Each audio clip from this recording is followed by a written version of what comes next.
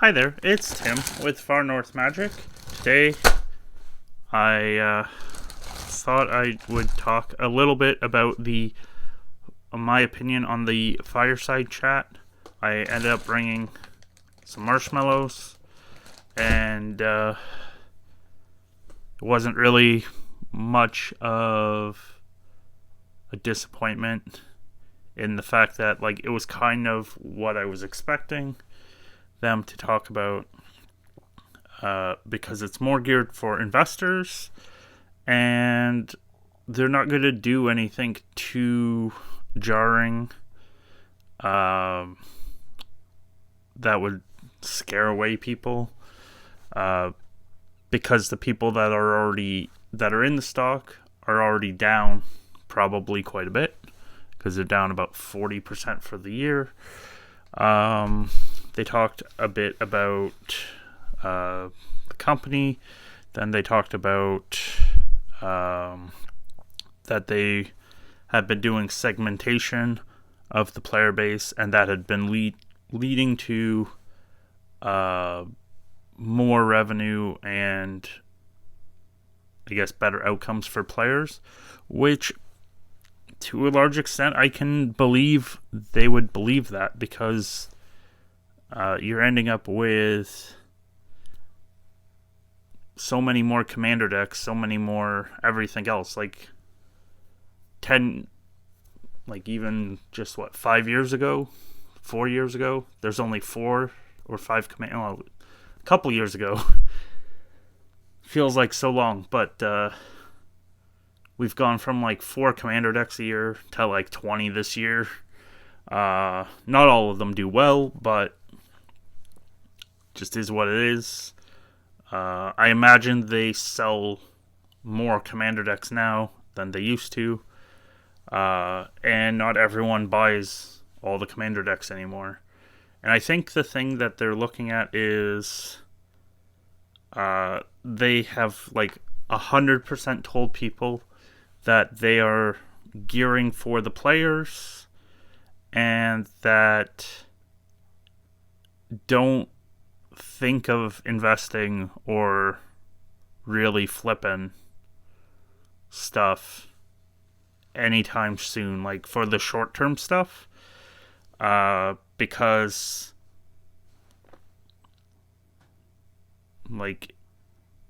they probably are going to be doing a bit higher initial waves, and then if it does well, they'll do a reprint. So at least that's the impression I get, because they said about not wanting stuff to spike out of the gate. So now I doubt that they to do the big Amazon fire dumps, but I don't imagine they also lose on those boxes, because those boxes also probably help keep costs low across the whole print run. I found it interesting that they are sticking to the 6 main releases, and that they'll put other stuff like the Secret Lairs, the Infinity type stuff sprinkled in between, which is just the way it's been for the last couple years. I at least find it hopefully a little better, that hopefully they'll keep it to almost every 2 months for a major release. Not that that's great, because it's still probably one major release more than I'd like, but to an extent, maybe one of the major releases is something I don't buy, or maybe I just cut back, and then I try and do catch up. The last 2 years, I've been doing where I don't buy a huge amount out of the gate anymore. I do buy some, but my mindset is I'll try and catch it a year or two later. So I'll be trying to catch 2020 stuff this year or 2021 stuff next year. Or like if I can find a deal, I'll maybe snag a few boxes. But I don't plan to buy like 12 boxes out of the gate or something, or 6 boxes out of the gate anymore, to a large extent. I do find it interesting that they at least acknowledge that they have to work on growing the player base, but I'm not too sure how Universes Beyond will work with retention, I guess is the way I look at it, because those people might just be one and done. Like they might, like the Warhammer decks are a really good seller, and they're going to print more of them. But I don't see people, like I know a few people that bought the Warhammer decks that aren't going to buy anything else. So it'll be interesting to see how that works, because those items, the Universes Beyond stuff, cost them more money because of licensing and stuff. How that balances out, because to an extent it's better to retain people, but I also think like the big massive outrage right now is due to people getting views, and it's also like enfranchised players that have a bunch of old cards that are invested in, oh no, my stuff is going down. Everyone's stuff is going down right now is the thing. Like if you look at sports cards, if you look at Pokemons, if you look at everything is down. So like it's not unique to Magic. And like, oh, they're gonna have to listen to us because the stock's down. Yeah, sure, maybe, but most of these other companies aren't necessarily listed companies. So we don't know what's happening to them. Like, they might be even in worse shape. Like, that's the problem. They might not be traded companies that have to say how bad things are. They can kind of hide things behind. I do find it interesting that they acknowledged that the 30th anniversary was a little 4-pack box was pulled due to lower player demand. But with that being printed already item, it's going to be interesting how they disperse all the extra units they have now.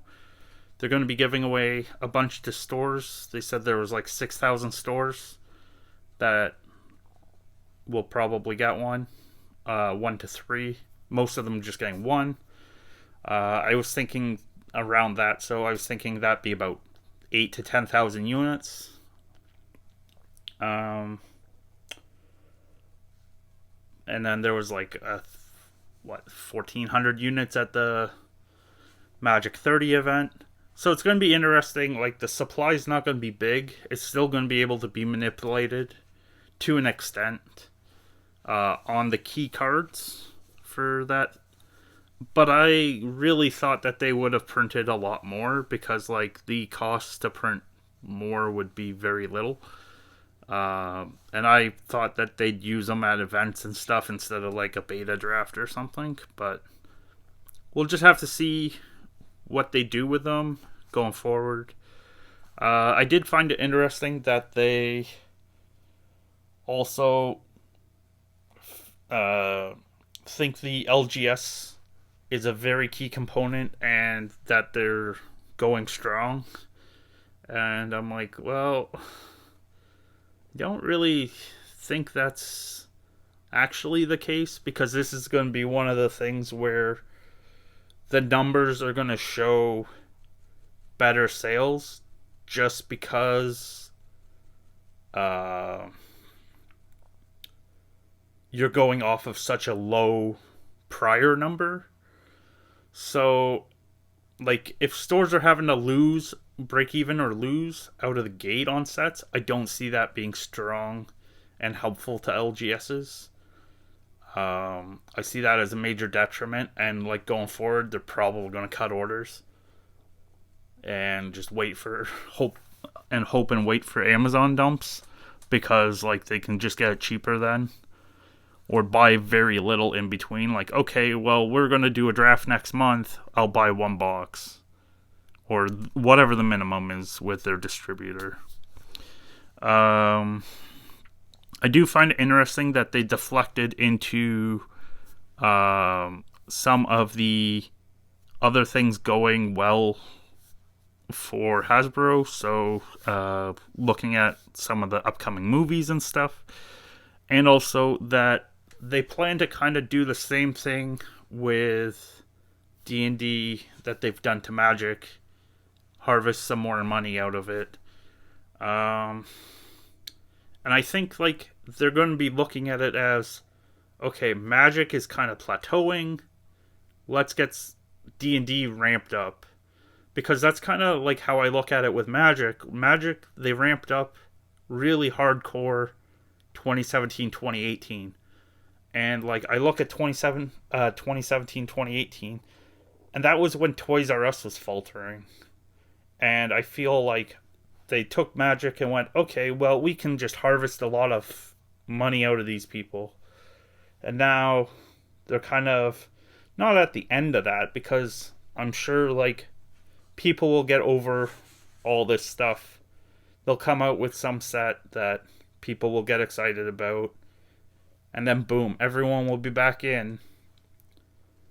It's happened before, but I find it interesting that like with D&D, I don't know how much more they can harvest out of people, but it'd be interesting to see. Overall, I wasn't really disappointed in the call, because I was expecting basically what they would say. I was kind of like, I found it comical at the beginning when they were explaining everything, but it will be interesting, and I think what I'll be ending up doing is being more cautious with what I buy going forward, and we'll just have to see how it goes. I'm sure,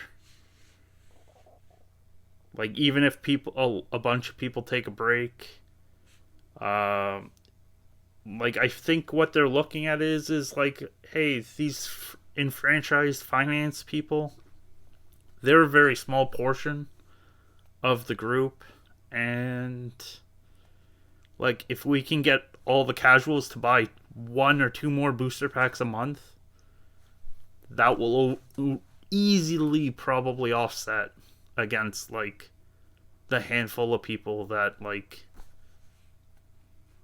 buy some boxes to stow away in their house and buy a whole bunch of reserve list cards because they don't get any money out of that. So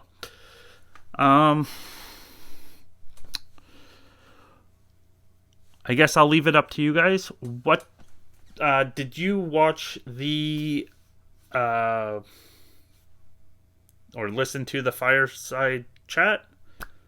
And what did you think about it? What's your opinion going forward? Are you buying any Magic cards next year? Or are you still on the boycott train? I'd like to know in the comments. Thanks again for watching, and I hope to see you next time. Take care, and bye.